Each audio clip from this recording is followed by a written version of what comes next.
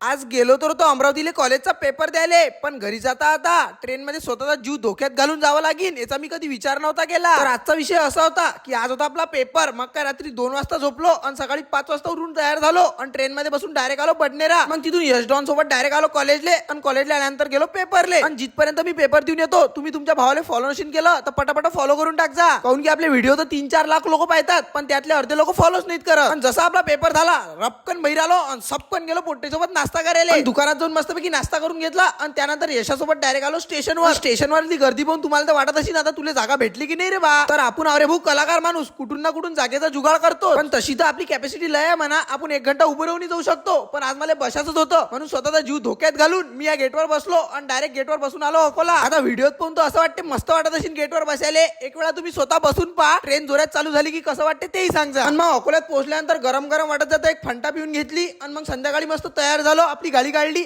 आणि डायरेक्ट येऊन पोहोचलो आपल्या गावात. आणि आपल्या गावात चालू झालेली आहे श्रीमद भागवत कथा आणि रात्री कीर्तन असते आणि आपण हर एक कीर्तनाला जातोच कारण की आपण वारकरी माणूस. आणि आज होता कीर्तनाचा पहिला दिवस आणि पहिल्याच दिवसाची कीर्तनाची सेवा लाभली होती हरिभक्त परायण पुंडलिक महाराज मास्कर यांना. तर चला मग महाराजांच्या कडून झालेलं कीर्तनातलं सुंदर भजन तुम्ही पण ऐकून जा.